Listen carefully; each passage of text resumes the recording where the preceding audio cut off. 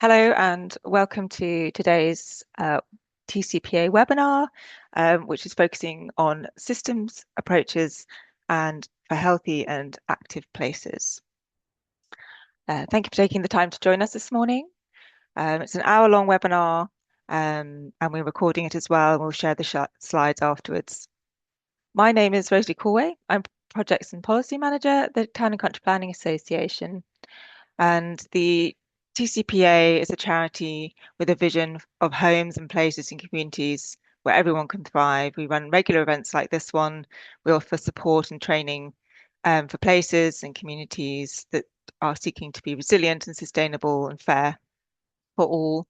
And our work covers new communities, healthy homes, neighbourhoods, climate change, and community participation. If you can move to the next slide, please. And this is some of the resources and activities that we're involved in. If we go to the next slide, please. So today's session, we have a great group of speakers from Essex and from Exeter. I'd like to welcome Amber Nyoni, Adrian Coggins, Rich Cook from Essex County Council with Sem Lee from OURI Labs. And then we're welcoming James Bogue from Exeter City Council speaking about Sports England Place Partnership Expansion Programme. Each group of presenters speaking for 20 minutes, and then we'll have a Q&A section at the end. So if Essex, you would like to kick off with your slides, I'll just let you load those up. Super. Thank you, Rosalie. I will Thanks, Amber. share my screen. Let me know when you can see that. That's up. Thanks, Amber. Super. Morning, everyone. I'm Amber Nyoni. I'm a strategic planning and public health lead. I work for Essex County Council in a shared role between our public health team and planning services at Essex County. I'm joined by my colleagues, Adrian Coggins and Rich, who I'll let them introduce themselves as well. Adrian, do you want to introduce yourself? Morning all, Adrian Coggins. I'm Head of Wellbeing and Public Health at Essex County Council. Thanks, Adrian. Rich? Yeah, hello everyone. Rich Cook, Spatial Planning, Essex County Council. Thanks, Rich. And Sam, who we worked closely with on our journey around the protocol. Hi there, everyone. I'm Sam. I'm the founder and director of OURI Labs, which is an urban health innovation lab, and we work towards improving urban health through better collaboration. Super. Thank you, Sam. So we're going to share, I guess, the journey of our work that we've been doing in Essex around developing a Greater Essex Planning and Health Protocol. And this is essentially how we collaboratively work together within the system in Essex to health embedded in planning. Just as a starting off point, obviously, our basis for this work nationally, there's a national planning policy basis that planning processes in terms of policy making, decision making need to take account of health. This is supported in the planning practice guidance. And I'm sure we all know that there's a lot of evidence that demonstrates the impact of the built environment on health. So it's no longer really a question of why and what, but how.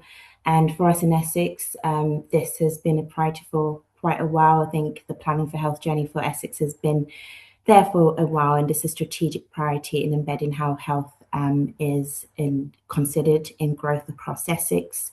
So this is a strategic priority within our health and wellbeing strategy, but also for our planning service as well. So I think at the start of this work, as I mentioned, that Essex has done a lot around the planning for healthy space. The Essex Design Guide first introduced the health approach to health impact assessment back in 2008.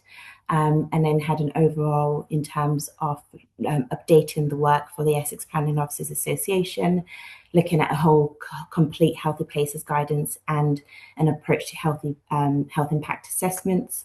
And then our Chelmsford policy team pioneered on developing a work again on behalf of the POA and looking at a level accreditation, which supports health impact assessments.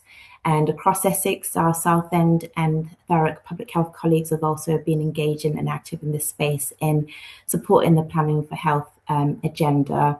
And I think leading us to this work, introducing a dedicated role to support work that's been done.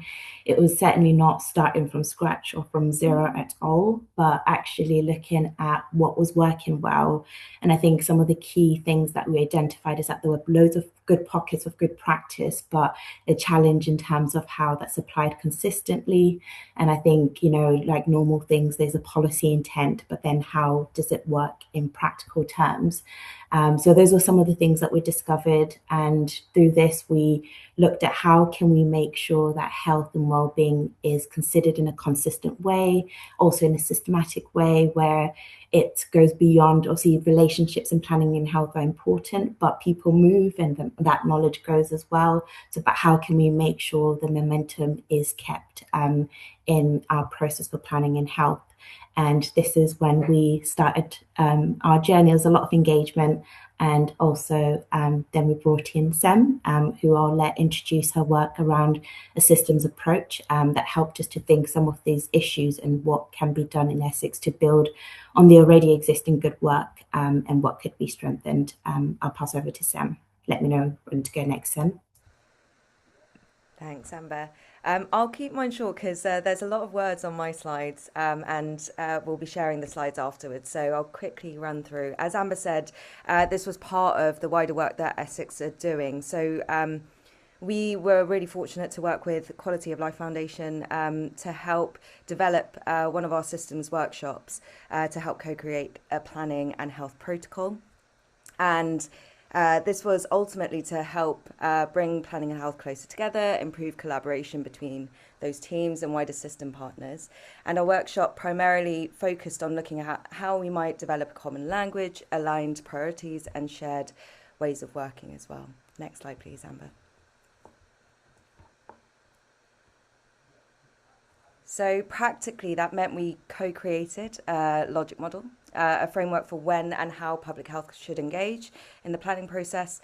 And also we looked at, and next slide please, Amber, we looked at tools to support health impact assessments and how we might look at interdepartmental communication by identifying the existing resources and assets that they have to hand, what engagement is needed and who to engage with, and then the organisational governance underpinning all of that. So that it was really trying to pick out the elements that might go into and inform the planning and health protocol. Over to you, Amber. Thanks, Sam. So I think following on from all that work that we did, we developed obviously the work around the protocol. So this is now live on the Essex Design Guide. And I think some key things is that it's obviously not a legal document. It carries no planning weight, but what it does do is support us to look at how we interpret national policy and how it can be applied practically. And main objectives are across how we engage in plan making, also in development management, but also the ongoing tools that are needed to support practitioners in this space around implementation, and a key objective at looking at how we monitor our engagement and collaborative working as well, which is a key part to support our iterative process in this. And I think also, as Sam mentioned, there was a lot of different partners as a county. Obviously, our current structures across 12 planning authorities and also our unitary authorities as well in terms of Southend and Thurrock. We work closely with the NHS ICB, who are formerly the 3 ICBs, who have obviously a statutory role in plan making and supporting how this aligns with the public health agenda. And as a public health structure, we are so fortunate that we have place-based officers. They're a critical asset in our work in supporting that local engagement as well. And I think this work is also grounded in some really good practice that we've drawn from in East Sussex, Norfolk, who have protocols obviously in place, and the recent TCPA Healthy Places guidance, which was a really useful tool. So I think high level, so in terms of plan making, obviously this was developed at a point in time, obviously understanding that there's a lot happening in planning changes, But the key elements around here is looking at how health is embedded across the different stages of the planning stage, from issues and options all the way through to monitoring and review. Some of the key objectives are looking at how public health works informally and formally, which we've done so in terms of developing policies and also ensuring that there are links to the health evidence base around joint health and wellbeing strategies, and also encouraging and endorsing the use of health impact assessments of local plans. And from a development management side perspective, which was one of the sticking points, particularly around HIAs. I think, as we all know, that in HIA practice, the earlier the better they can influence the development. So some of the objectives in the protocol, we really push for this early engagement, recognizing that this is the best place that we can have the most influence, and also introducing a way of a consistent QA approach, which before wasn't there, and supporting our practitioners with standard templates in terms of ensuring timely input and obviously planning relevant input where relevant as well. And I think just to develop more around HIAs, it's a space that is obviously has been there for a while, but evolving and has its own practical challenges. So ICEP, the Institute for Environmental, which is previously IEMA, recently published the toolkit around what does a competent expert look like in health impact assessments, particularly when it comes to a reviewer, to one who's doing one. So that's been a really useful guide for us in terms of developing that learning and development for practitioners in this space. And we've been doing combined training with both planners and public health. And drawing from the work that's been done in Wales, they've got a really great consistent QA framework, which gives us something that we can use in practice to support us around this work. And when you look at the work nationally, obviously that's been done by Michael Chang, that looks at what the state of planning for health looks like. You see the proportions of how many local plans are taking account of health needs, of the health strategies, and then in terms of the HIA element, how many of them have that requirement, and what does monitoring look like? And I think for us in Essex, I would say that it's quite positive. We are definitely seeing an upward trend in terms of strategic policies for health, embedded all the way through from the objectives of the local plan envisioning, but also now widespread coverage around health impact assessments. So across Essex, all the local plans at various different stages, we have 6 which are currently going under local plan review in the current system, and those that didn't have a health impact assessment policy now are introducing this. I think the landscape for hot for taker is obviously new and evolving, particularly with the current MPPF, the 2024 version. Whilst we wait for the updated version, this is a landscape that is evolving. I'll bring Rich in on that perspective quickly before I move on. You're mute, Rich. Thanks. Can you see me? Yeah. Good. Okay. Yeah. So thanks, Amber. So this is just to say really that the work with the local planning authorities on embedding health and wellbeing content, and in particular HIA policies, has been long and ongoing over the course of many years now. So this has been a labour of love, you might say, and it has been some work to try to be collaborative with the local authorities and to try to explain to them the benefits and the long-term value of including this right kind of content in the local plans. One of the really big points we've always stressed to try to make with them is that to try to make those linkages between this content and the other content in their local plans. So the health and wellbeing content needs to link with other policies, such as, the active travel, green, blue infrastructure, climate change, all those other things that are interrelated, and to try to get planning authorities to understand those interrelationships and how the health and wellbeing part of it can tie in and work in harmony with all those other policy areas of their local plan. So it has been a long journey, but as you can see, there is progress, there is light at the end of the tunnel, and we think we'll get there in the end with full coverage. And if there is local government reform in Essex, there will be a smaller number of unitaries with a smaller number of plans. The overall local plan content coverage is relatively patchy, but again, that's moving in the right direction. And with the support of the County Council, we feel that the local authorities will get over the line before too long now. Thanks. Thanks, Rich. And so I think this journey, this work, obviously has been recognised as an important aspect of our work and has been endorsed across the system in Essex. So the 3 Directors of Public Health, the NHS ICB, and also the Essex Planning Officers Association itself as a product developed on behalf for them, but recognising that they are clear roles, they are clear responsibilities that people can take, and some practical steps that, as Rich mentioned, to drive us towards the outcomes. And the key element is just providing some of those structures of what can be done and where. And it's definitely been a journey that has been very explorative in doing this. So I think my reflections before I bring Adrian in terms of this work, I do think obviously planning and public health, they are very different professions in terms of obviously language, but we have shared outcomes, shared objectives, and it does take time to really invest in that and to build that understanding and common approach, which is something that's been done through the protocol, which is an ongoing thing. And I think it's been an extensive engagement with all the various different partners, which was a key element to ensure that this process was co-designed and bringing in different people's perspective and what can work. And it takes time, as Rich mentioned, it takes time to build that understanding, that confidence in really landing things in practice. And I think that's going to be the real stress test in terms of how it's actually consistently applied in practice. But as I mentioned earlier, it's more about relationships are important, but how can we make sure those things, the momentum is there as people move in and out of the system. And I think my last point is that the protocol is obviously a starting point. It's got key elements that we want to achieve consistency in.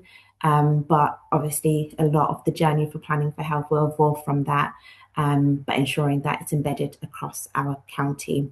I will hand over to Adrian for his last reflections. Thanks very much, Amber. So I guess I've got the luxury of kind of sponsoring this. Amber and others have done all the real work on this. But in terms of how we embed a genuine common culture on this going forward, just a couple of reflections. So there's multidisciplinary teams and then there's transdisciplinary teams. And it's more than just a slight change of wording. With a multidisciplinary team, you have people that are real subject experts and they get together and they throw in their subject expertise.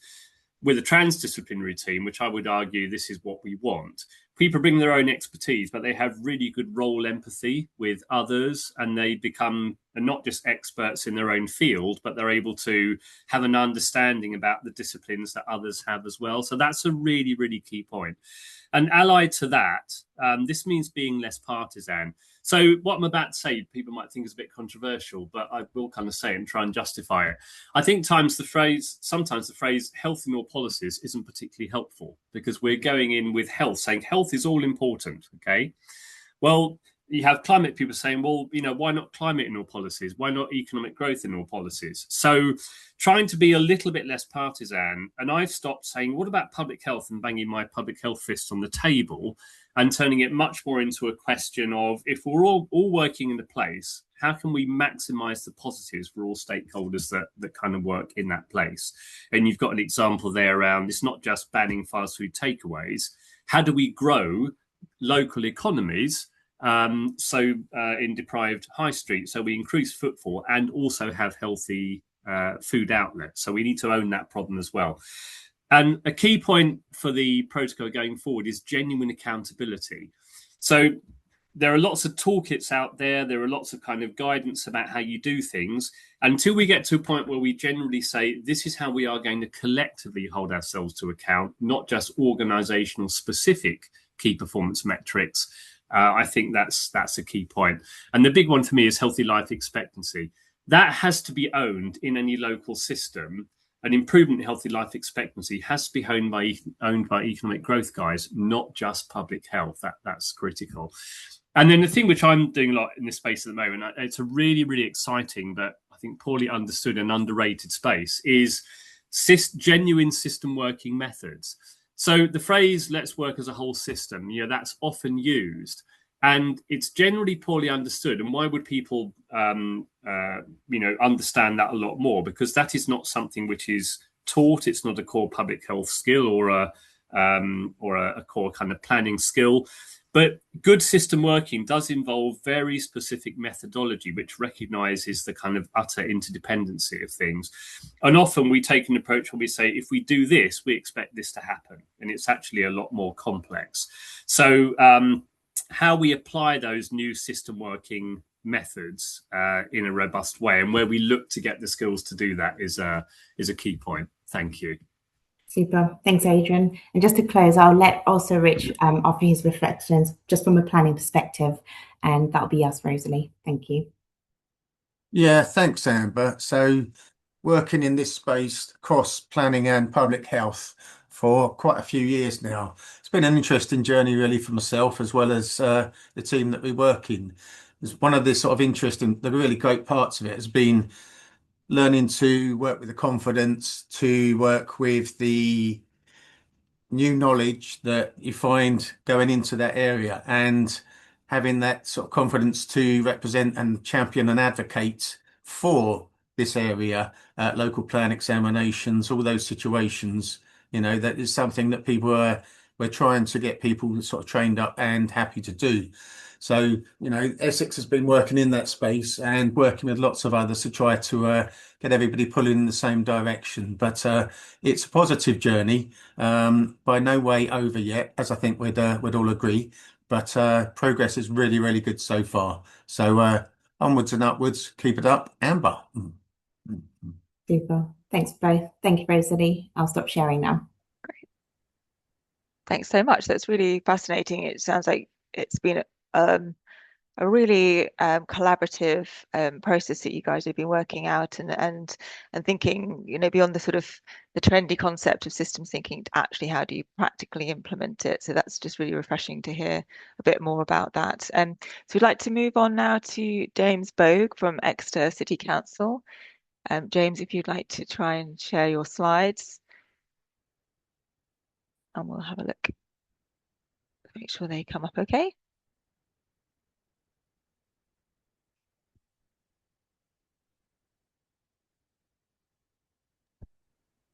That's not quite coming up yet, is it? It is up. If you just want to go to the little button in the left-hand corner from the beginning, it'll pop it into slide share mode. There we go. Great. Thanks, James.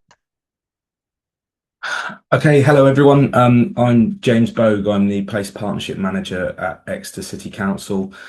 Great to hear from colleagues from Essex, actually. I've been working alongside colleagues from Active Essex for a number of years on place-based working and physical activity, and to see some of the policies that have been embedded from an Essex perspective is absolutely fantastic.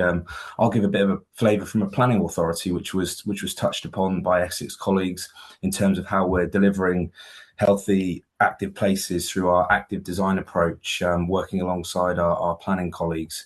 From a governance perspective, across the city, we have our city stakeholders, system leaders and chief executives that come together as part of the Exeter Partnership, working alongside a host of organisations collaboratively to embed healthy and active lifestyles into everyday life. Our place partnership with Sport England dates back to 2018. We were one of the original local delivery pilots, and it's great to see Sport England's strategy evolving with now a network of over 90 place partners across the country working to transform lives through physical activity and reduce inequalities. From an Exeter perspective, very early on, we took a focus around active environments and how the built environment can improve health and well-being, with a focus on physical activity, and our Live and Move strategy and Live and Move program was born out of that. In the early years, we focused very much on embedding policy through the corporate plan, through political manifesto, and through policies across the organisation, working with a range of services. And one of those focuses was with our planning service to embed health policies in the early days. And what I'm going to go through and present today is sort of the practical output of that, 4 or 5 different schemes that we are either in development at the moment or very shortly, that are born out of that work in collaboration with our with our planning department and through our local plan. The map in the bottom right hand corner there just shows our focus and our approach in the city. From an active lifestyle point of view, Exeter's a fairly active place. However, we have some of the widest inequalities across the city in the country, with a huge differential in life expectancy from one neighbourhood to the next. Our focus is very much on the 11 LSOA neighbourhoods in the city that have the poorest health outcomes and the highest levels of inactivity. So our investment resources, priority and people are very much focused at these 11 places within the city. The dotted green line, which is in a circular route within the city boundary, just highlights the green circle, and I'll touch upon the green circle later on in the presentation. As I said, a real focus of our place partnership and physical activity work has been around the built and natural environment. I'm the national lead, working alongside the national evaluation partner for the condition around built and natural environments. So as well as the work in Exeter, I'm supporting Sport England and the evaluation framework nationally to help other places work in this space, particularly around embedding healthy and active lifestyles within the local plan from a policy perspective, but also within delivery from a practice perspective. The way that we've done that is building strong relationships internally and externally. We have a quarterly planning team meeting, which I'm invited to, and often we'll do workshops and co-design work around active environments. We have an urban design lead within the organisation who obviously consults on many planning applications, but works with our Live and Move team to build and develop schemes on the ground from an active environment perspective. We're the planning authority, district authority. We work really closely with Devon County Council, who are Tier 1 and Transport Authority. And one of the schemes I'll talk through is a collaborative active travel programme.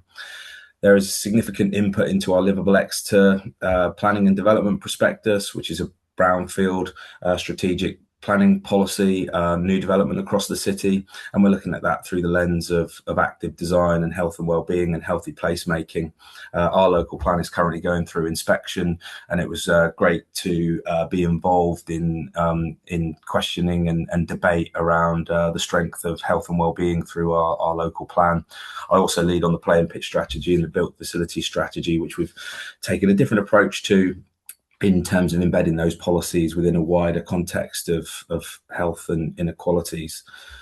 Our active environments work, we've sort of broken down into 4 kind of pillars. It was touched upon by Essex colleagues with a focus on green and blue spaces and networks, how we embed active design into planning, leading on our strategies from a play and pitch, built facility, open space and health and wellbeing perspective, and also working alongside Devon to deliver our local cycling and walking infrastructure plan, sustainable travel and active travel infrastructure priorities within the city. I'm sure you've all seen this before, which is the Sport England Active Design Principles. As I say, we began this journey 6 or 7 years ago to embed these principles from a policy perspective. And now we are delivering 4 community-led co-design schemes through these principles. And each of the 4 schemes that I'm just briefly going to talk to kind of align to one of the pillars of active environments. So we've got a joined up strategy of delivery on the back of a significant amount of work on embedding policy within planning and wider services across Exeter City Council. And these schemes have drawn in a not insignificant £11 million through Sport England investment, DFT investment, and our own sort of SIL and Section 106 investment to deliver these 4 projects. So the first one, and it was interesting to see actually the photo that Rosalie put up alongside the kind of introductory slide was the alternative view from the other side of this building. So Wamford is one of those neighbourhoods that are one of our priority LSOAs that we have the highest levels of inactivity within the city. So we've invested in a design programme with local communities to completely transform a historic leisure centre, youth centre and community centre, which operates in terms of the building as three separate buildings with 3 separate doors and 3 separate sets of activities and leases, We've worked with the local community to create a program of integration. So the building will become one. So it'll be an integrated community wellbeing hub with a new central reception, lobby, cafe area, gym, studio, sports hall, football changing rooms, and a number of other facilities. Really importantly, we've opened that up from both the urban side of the community, but at present the existing building is completely blocked off to what is a beautiful playing fields and Ludwell Valley managed by the Devon Wildlife Trust. So one of the key bits of kind of feedback that came through the consultation with the local community was that they wanted this building to live and breathe health and well-being, but also open up to the open space. So we're delivering a £6 million redevelopment and refurbishment of this building, which completely opens up the building, integrates the space as you walk into the building, and will be a great place for people to connect and for services and programs to be delivered in a much more integrated way. It's been a great scheme to work on with Sport England. We are unlocking £2 million worth of strategic facilities funding with Sport England as part of our place partnership into this scheme. And we've worked alongside a range of stakeholders and local communities to bring this to life. We're out to procurement for a contractor at the moment, and we'll be building from January onwards. And it's certainly going to be a scheme that will ensure that health and well-being is at the centre of this complex community within the city that currently demonstrates suffering the poorest health outcomes. The second scheme is probably slightly more of a traditional community sports scheme. It's a priority within our playing pitch strategy to develop a broad spread of community sport and wellbeing hubs across the city. We don't have any community AstroTurf pitches within the city, and our playing pitch strategy identified that we had 4 to 5 shortfall of pitches across the city. We've taken a strategic approach and a scheduled approach to developing community sports hub sites with ATPs within the city. This is the first scheme. We're working alongside Exeter City Community Trust, who are a professional EFL club trust charity in the city. We've done a community asset transfer to Exeter City Community Trust, so they now lease and manage the site on our behalf and are developing a really exciting £4 million scheme that you can see on the screen. It's closely connected to the Ex Estuary, which is our kind of riverside blue asset within about 100 yards, and has extensive walking and cycling network. So as part of this scheme, not only we've been delivering sort of traditional kind of football and multi-sport facilities, but we're also connecting it up to the cycling and walking infrastructure within the city nearby.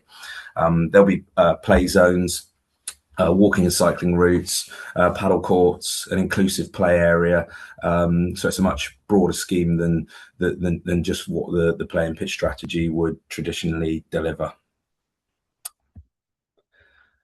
The next scheme, which links to our sort of sustainable active travel pillar of our active environments work, we've been working alongside our own planning department and Devon County Council Transport Authority to deliver a walking and cycling scheme through the centre of a ward called Newtown, which is right next to the city centre. You'll see in the bottom left diagram a large roundabout with St Sidwell's Point.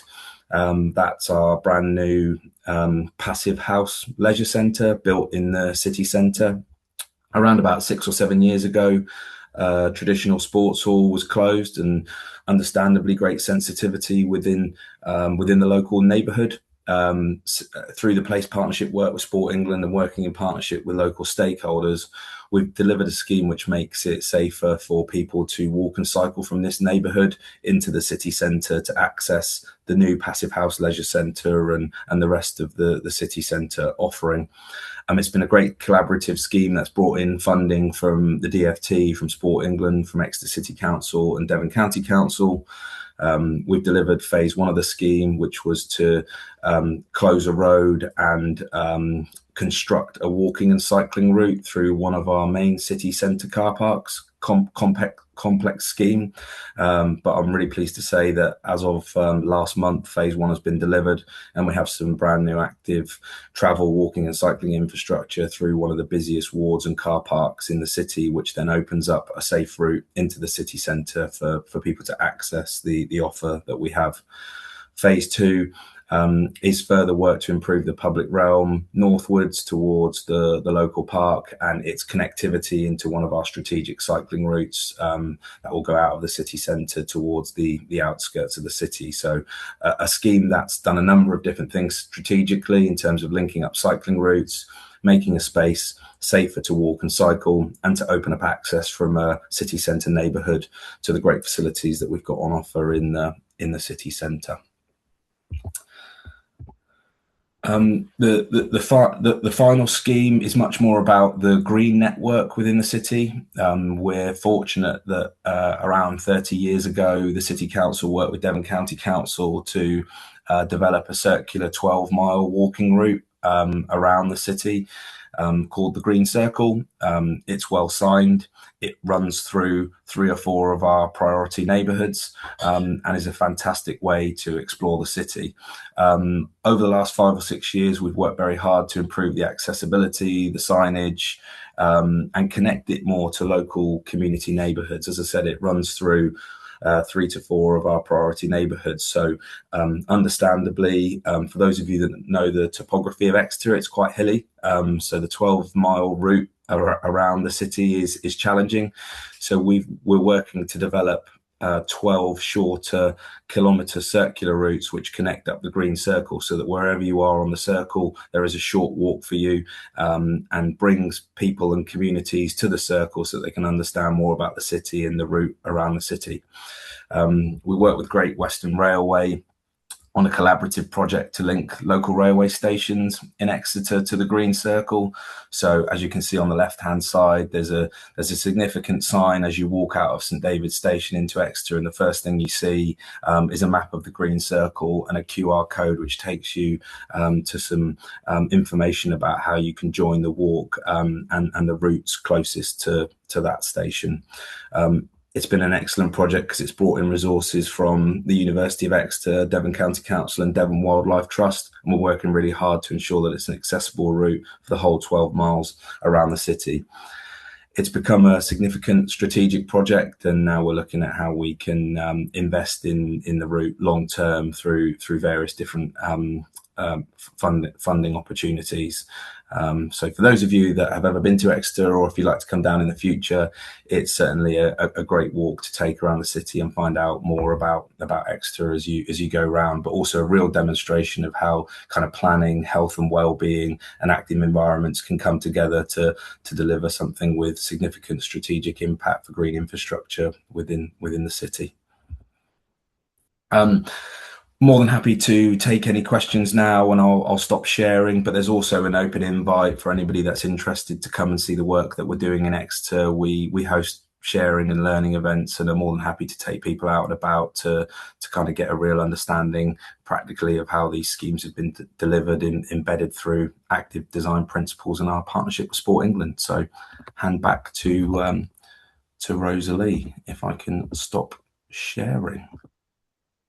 Thanks, James. That was really interesting and impressive to hear how Exeter's been working so hard to sort of move from the strategic thinking into targeted and practical delivery on the ground. So really, really great to hear those 4 case studies. So we're going to move into the question and answers section now, but I'm just going to kick off with a couple of my own. We've heard from both of you groups about how you've used things like co-design and co-production. It takes time, but that seems quite important in terms of building ownership with all of the different actors involved. So what would be really interesting to hear from both is what do you think has helped people in different departments to move from recognizing the need for collaboration to actually working together? What do you think's helped that collaborative working? I wonder if I can put that to Amber first of all, or to one of your team. Yeah, I guess I think for Essex, it's been something, obviously the health plan for health journey has been there for a long time. So I would say obviously we were not starting from scratch, and I think definitely obviously there was energy in certain areas where like, yes, we're on board, how can we help and how can we support? And I think for other areas it's definitely about trying to demonstrate obviously why we're doing what we're trying to do, understand where maybe reservations might be as well. It's just understanding where different people are coming from, and it's a mixed methods, as Sam and Adrian and Rich will probably echo this. But I think that our starting point in Essex is definitely we went starting from scratch, but it was more a case of trying to really just get that message across of what we're trying to aim to do, but obviously adjusting that to other different stakeholders' perspectives of what may or may not work. It's not simple, definitely not, and it's still an evolving journey from us. Adrian, did you want to add anything to that based on what you were saying earlier? Yeah, I mean, I think I've been really struck by the fact that so Amber's put in a lot of time and effort around training public health practitioners. We've got 12 districts in Essex, and so it's a large county.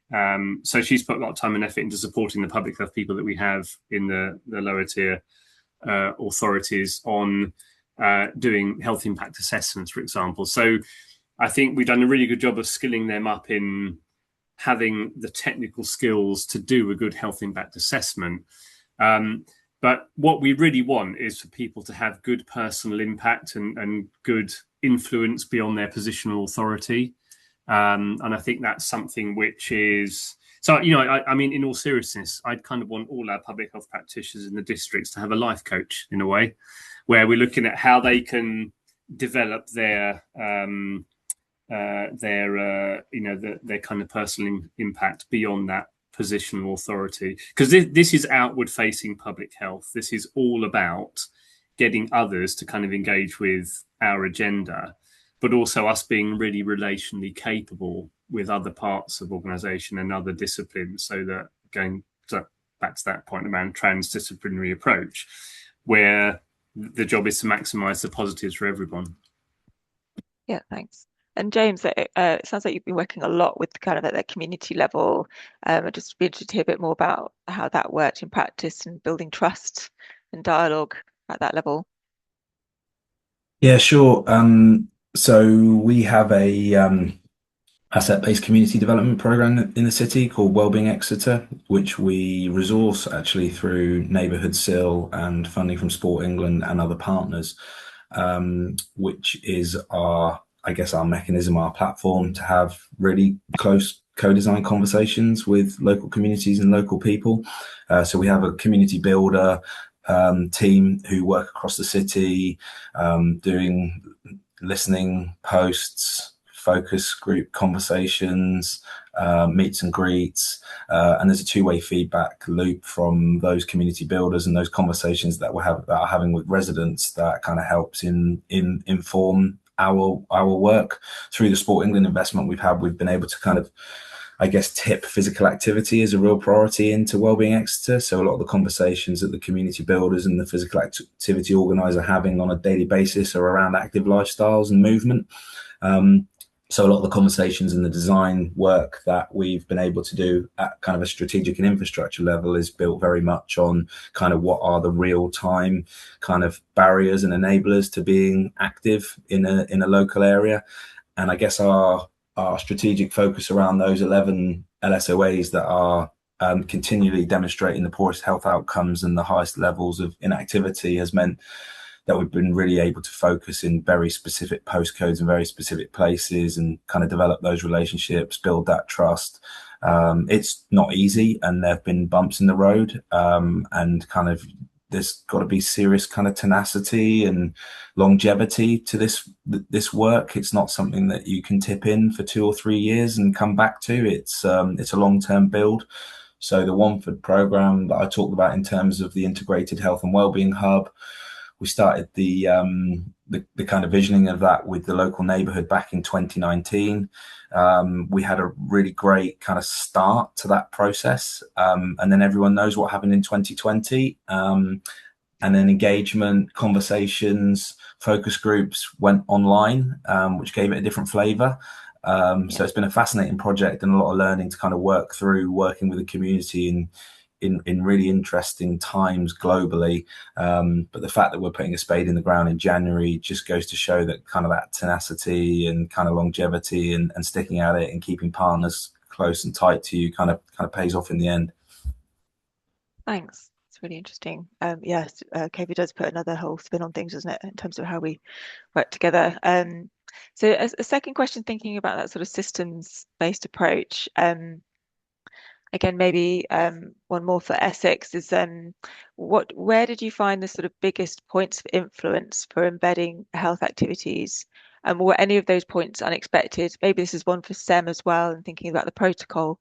I think the language that we've used in academia is sort of points of intervention in the system. Was there anything surprising in those sort of that work through the protocol? Should I start, Sam? I think probably if they are obviously public health practitioners on the call from wherever they work at, I think there's a thing about, from my perspective, and how we demystify planning a little bit, and how I think there's a perception that there's a perception that there's, how do we meaningfully engage and those kind of questions. I think in that journey, for me, it was really refreshing to see the appetite that was there that actually welcomed some of the work and that we're obviously establishing in Essex. And I think that was probably the thing that helped to drive things forward. Though obviously everyone is busy with their day jobs, and I know there's a perception of like, oh, this is another thing to do, and how do we support this in our work? But I think it's how it's framed in terms of obviously supporting existing stuff and around the local plan objectives around health and really strengthening the case for that. But I think for me the enlightening thing was just how really some of the officers really took a hold of it and really engaged well. So I think in the public health sphere, it can be a little bit, seems like it's difficult to engage in, but I think it's those things, build those relationships and knock on doors. Sometimes you're pushing in an open door. So I think that was one of the enlightening things from my perspective. Sam, I don't know if you want to add from a systems perspective. Yeah, thanks, Amber. I suppose like a reflection from our perspective as like independent and external people working with the council. It's always really interesting to see, because we've done these workshops across different councils and different formations, and what comes up time and time again is sometimes the level of there is a level of just drawing out things that the two teams might not necessarily see, but even though there are existing collaborative opportunities, and I think that's the value that we brought as externals. It's just really trying to understand, and it's hard to pinpoint like exactly what they are, because it's not really consistent all across the board. It's not one place or point of intervention, as you say, Rosalie. But really just giving that sort of external perspective, I hope it's been helpful and continues to be helpful to the councils that we work with. There's also a really, I suppose, like tools like looking at the health impact assessment process, for example, that these are potential levers that people have to hand. But health impact assessment processes are also not... you have to kind of look at it as we don't want to duplicate existing assessments that are incredibly, robust and integrated in their own right.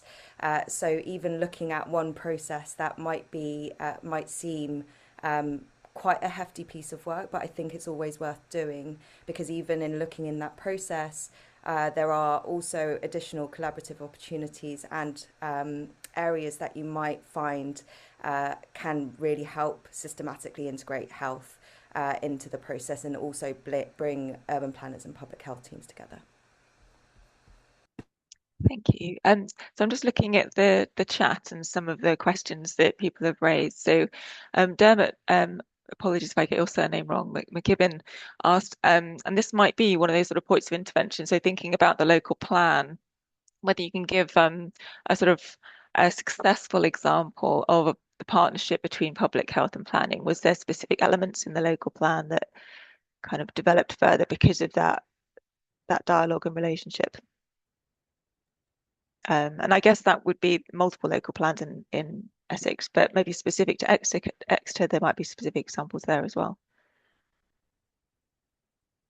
Yeah, I'll come in on that one. So basically, working with the Essex local planning authorities over some years, there's been a very mixed experience really, because from the starting point, some local authorities were at the position of how does this feature in planning? How does this get through a local plan and a local plan examination?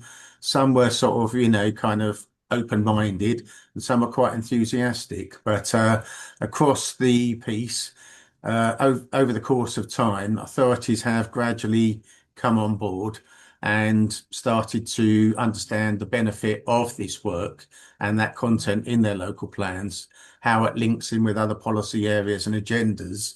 And, that sort of now the overall policy coverage is really relatively good and certainly moving in the right direction. So, that's been part of it. But it's getting the right content within the local plan. So making sure that they link in with health and wellbeing strategies, make sure that they trigger the right kind of requirements for health impact assessments, making sure that they link in with other areas and sort of link to the appropriate kind of design guidance and advice on how to carry out and to scrutinize health impact assessments, getting those right sort of things in and understanding how all those things work together.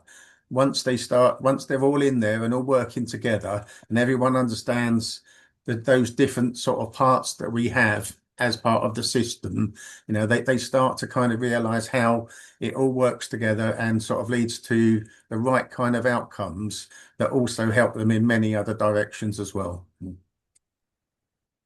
Thank you, that's really great. And I think, Amber, you mentioned also the TCPA's guide that we produced with the True Research Programme Planning for Healthy Places, which talks a lot about sort of and provides lots of examples of embedding health in local plans and thinking about that really fundamental local health context informed by the health and wellbeing strategy and so on as a part of that process. So do recommend that guide to and just to add to that, Rosalie and Richard's point, I'll shout out our colleagues in North East Essex. So we used that guide in some of the workshops that the ICB coordinate with the planning policy team that brought together various health stakeholders, looking at, okay, we have an opportunity to review the local plan. These are our current policies, what can be strengthened.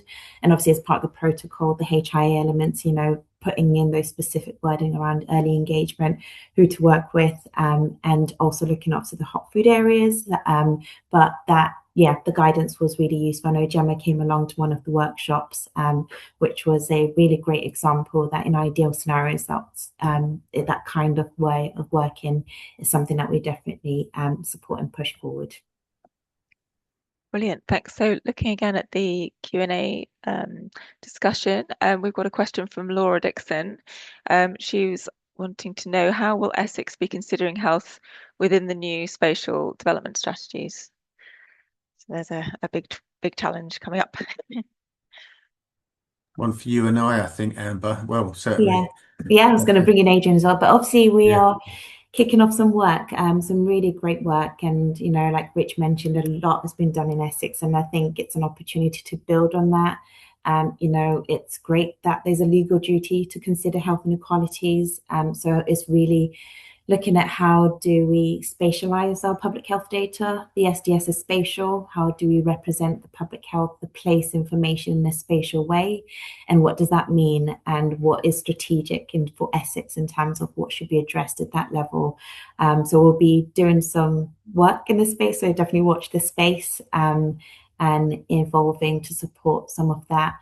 Visioning the objective of the SDS, definitely health is front and centre for Essex as it's part of our strategic priorities. So it's something that will be well considered as well.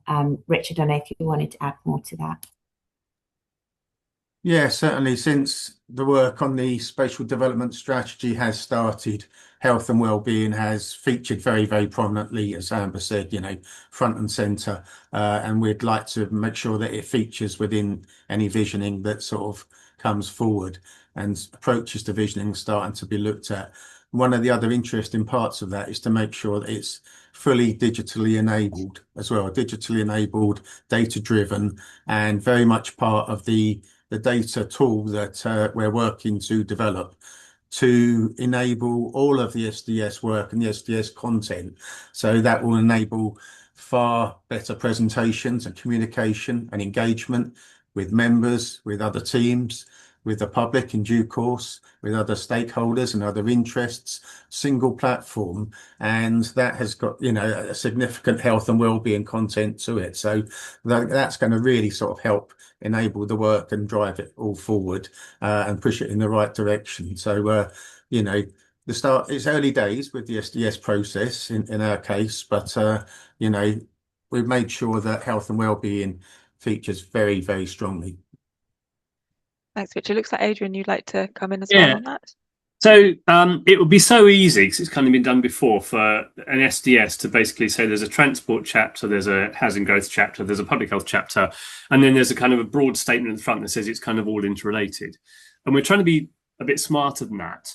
And so a piece of work that we've just commissioned from Sean Andrews and prior partners is... we're really excited about this. It's looking at a kind of spatialized data in a place, but rather than just have a place and say, what does the data tell us about that, and then get swamped by everyone chucking a whole load of data at you, we're trying to explore what might be meaningful relationships between very specific data sets. And that's critical, because that then drives what type of action that we can do. So if, for example, we want to see... not just economic growth, but inclusive economic growth, where we see a better share of the dividend of the economic growth for those who are worst off, and to try and address health inequalities. Then there is a housing component to that. There is a transport, digital connectivity aspect of that. So all those things come together because we've made a link between economic growth and reducing health inequity, for example. So it turns out early days in that, but I see that approach as being absolutely critical to helping us, certainly reduce health inequalities. Yeah, thank you. And I don't want to sort of distract the webinar, because it's obviously another huge conversation about health and special development strategies. And I'm conscious also of the time. James, we have one question for you in the chat, which is about any examples in Exeter where thinking around active lifestyles has been embedded into urban extension sites. Yeah, it's a great question. I did respond to Craig in the chat, and I'm more than happy to catch up with him individually as well. Craig, please reach out and get in touch, because we have an emerging new town, Cranbrook, which is less than 5 miles outside of Exeter. That will be one of the largest towns in Devon in 10 years' time. So going from green Devon fields to a significant town on the outskirts of Exeter, and it's part of our place partnership work. And we've been working with the local community and stakeholders to kind of build an identity of active lifestyles, which includes kind of infrastructure, green space. So we've got lots of learning from a planning, new town, new development perspective that I'll be happy to share. But once again, we could probably do a whole session on that, to be honest, in itself. Brilliant, thanks, James. And I just, if Jack, you could pop up the last slide. I just want to say thanks to all the speakers today. It's been really great just to hear a little bit more about that shift from systems thinking and in translating it into sort of practical action and interventions. So we just thank you again for your presentations today. This is just a little encouragement to have a look at the TCPA website and the resources we have available for you, and to think about joining us, to access our journal and future workshops and events. And we've got an upcoming event on climate resilient new towns, which is being launched next week on the 23rd of July. So thinking about new towns, new communities, that will be a great session to come along to. So yes, thank you again for your time today, and we look forward to seeing you at our future events.